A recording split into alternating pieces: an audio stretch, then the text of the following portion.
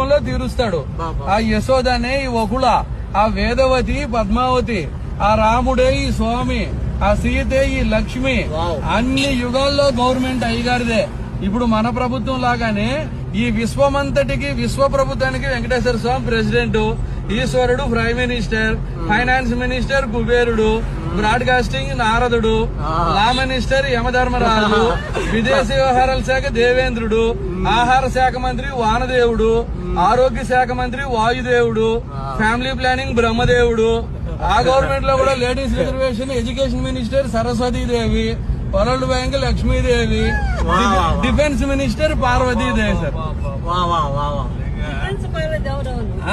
ఇప్పుడు వార్తలు మోసేది నారదుడే కాబట్టి టెలికాం, బ్రాడ్కాస్టింగ్, ఇంటర్నెట్, ఈమెయిల్ అన్ని నారదుడు.